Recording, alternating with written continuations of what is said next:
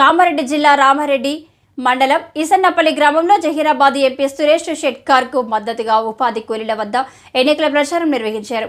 ఈ సందర్భంగా గ్రామ నాయకులు మాట్లాడుతూ 100 రోజుల్లో పథకాలు అమలు కాలేదని అంటున్నారు. 10 సంవత్సరాలు పరిపాలించి ఏమి అభివృద్ధి చేశారో ప్రజలకు తెలుసని అన్నారు. టీఆర్ఎస్ ఖాళీ అవుతుంది. కేంద్రంలో రాహుల్ గాంధీ ప్రధాని అయితే పేదలకు అభివృద్ధి పథకాలను అమలు చేస్తుందని అన్నారు. ఈ కార్యక్రమంలో కాంగ్రెస్ పార్టీ మండల అధ్యక్షుడు లక్ష్మగౌడ్, గిద్దా ఎంపీటీసీ ప్రవీణ్ గౌడ్, తూర్పురాజు గ్రామ అధ్యక్షుడు లింగం, ఇర్ఫాన్ పఠాన్, గోపి తదితరులు పాల్గొన్నారు.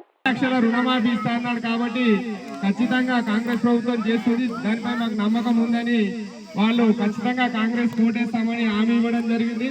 మా మండల కమిటీ తరఫున ఈసన్నపల్లి కాంగ్రెస్ కమిటీకి మరియు గ్రామస్తులకు ప్రతి ఒక్కరికి ధన్యవాదాలు తెలియజేస్తున్నాము.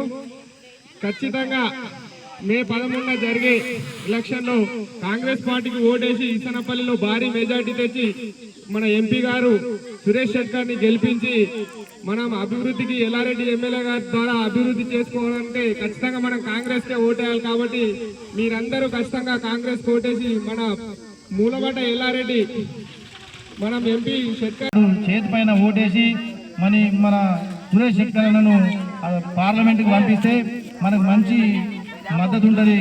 మనం ఏ పని చేసుకున్నా మారుమూల ప్రాంతానికి మనం ఎల్లారెడ్డిలో కడాకు లాస్ట్ ఊరు మనదే ఉంది కాబట్టి మరి మారుమూల ప్రాంతంలో అభివృద్ధి చెందాలంటే అధికారంలో ఉన్నోనికి ఓటేస్తేనే మనకు అది మరి పనులు అవుతాయి.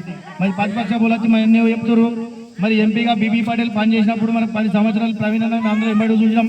మరి ఎవరికి కూడా తెలియదు, ఈ గ్రామంకు రాలేడు, పల్లెకు రాలేడు, ఊరుకు రాలేడు. మరి దేనికైనా మన ఆపద సంపదకు వచ్చిందంటే ఆయన దేనికి రాలేడు.